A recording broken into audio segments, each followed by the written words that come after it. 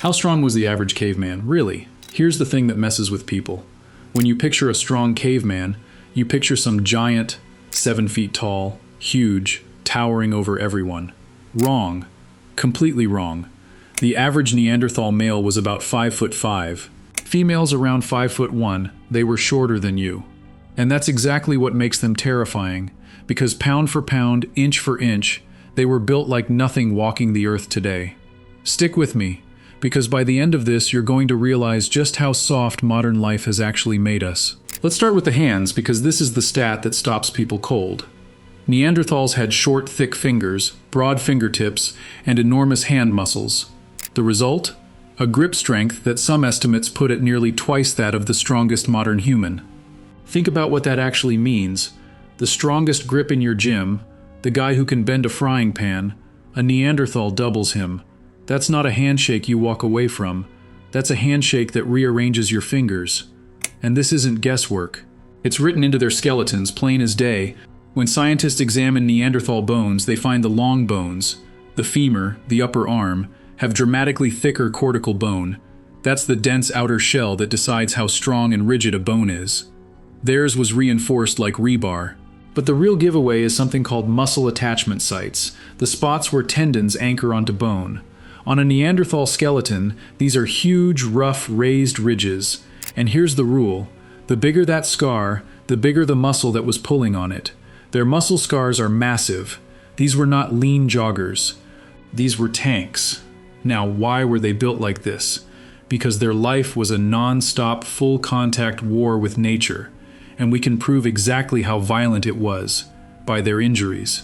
When scientists studied the pattern of healed fractures on Neanderthal skeletons, they found something chilling. The injuries most closely match one specific group of modern people, professional rodeo riders. Let that sink in. The break pattern of a person who gets thrown off a 2,000-pound bucking bull for a living. That's what a normal Neanderthal's body looked like, because that's essentially what they did every single day. Because they didn't hunt from a safe distance, modern humans figured out the smart, cowardly, brilliant move: throw a spear, fire an arrow, kill it from 30 feet away where it can't touch you. Neanderthals mostly didn't do that. They used thrusting spears, which means to kill a mammoth, or a woolly rhino, or a bison, animals the size of a car, with tempers to match. They had to run UP to it, get close, and drive a spear in by hand, while the thing was very much alive and trying to kill them back. Every hunt was a close-quarters brawl, with something that outweighed them by a ton. You don't survive that being soft. You survive it by being made of iron. And it wasn't just Neanderthals. Go back even further, 500,000 years, to an even earlier human, Homo heidelbergensis. In West Sussex, England, scientists found remains they nicknamed Boxgrove Man. His shin bone alone is massive, thick, dense, built for power. He stood well over 6 feet and weighed north of 80 kilos of mostly muscle. But here's the detail that broke my brain. At his site, they found the butchered carcasses of complete animals, including 2 rhinoceroses, each one weighing an estimated 700 kilograms. And those animals were killed elsewhere and carried back. Half-ton animals, hauled across the landscape, by hand. That's the day-to-day reality of what these bodies were built to do. So let's make this personal. You versus the average caveman. Because I know that's the question in your head right now. Upper body? It's not close. Studies measuring the cross-section of arm bones found Neanderthal upper arms were significantly stronger than modern humans. Their shorter forearms gave them extra leverage, more crushing power from the same muscle. In an arm wrestle, you don't lose. You get folded.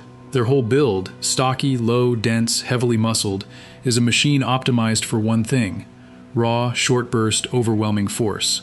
But, and this is the twist that flips the whole video, there's one contest where you'd absolutely destroy them. And it's the one that actually decided who's still alive today: endurance. Neanderthals were sprinters and grapplers, built for explosive power. Modern humans? We're the long-distance freaks of the animal kingdom.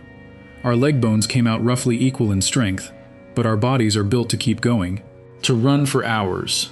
To chase an animal at a jog until it literally collapses from exhaustion, a technique called persistence hunting. In a 10-second fight, the Neanderthal wins every time.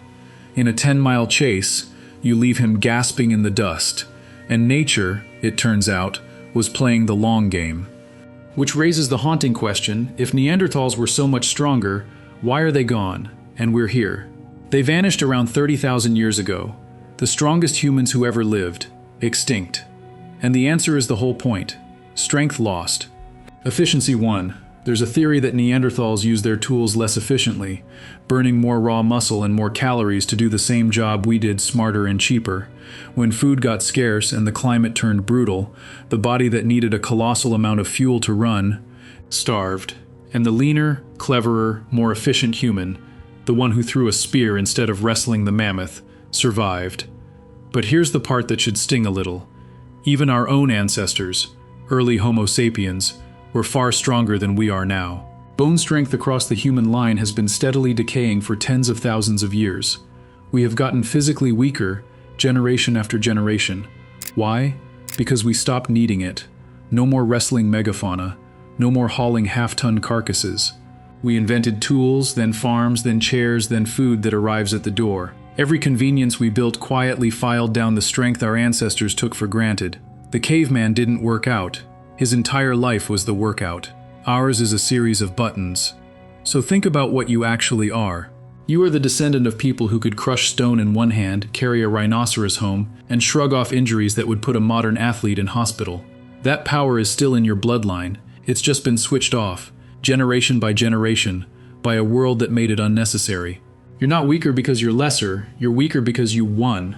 Your ancestors traded raw muscle for big brains, tools, and endurance. And that trade is the only reason you exist, to sit here watching this instead of getting flattened by a bison. Now, to be straight with you, we can't drop a Neanderthal on a bench press and get an exact number. These are estimates, built from bone density, muscle scars, joint structure, and injury patterns. Some of the twice as strong figures are at the upper end of what scientists propose, not a settled fact. But the overall picture is rock solid and not really debated. Our ancient relatives were dramatically, almost unbelievably stronger than we are. On that, the bones don't lie. The only argument is exactly how much, and even the low estimate would still wreck you. So here's what gets me. We tend to look at cavemen as primitive, dumb, grunting, less than. But physically, they were the peak, the strongest, toughest, most durable version of a human that has ever existed. And we are the soft, clever, long-distance descendants who outthought them and outlasted them into a world of climate control and food delivery. We didn't beat them by being stronger, we beat them by being smarter and never quitting. And honestly, looking at the state of the modern couch, I'm not sure we'd win that fight a second time. So tell me honestly in the comments, how long do you think you'd last in a fight with the average caveman? Be real. I'll go first. About 4 seconds. And if this made you look at that gym differently, subscribe. On A Life Before, we dig up the truth about our ancestors that turns out to be nothing like what they taught you. See you in the next one.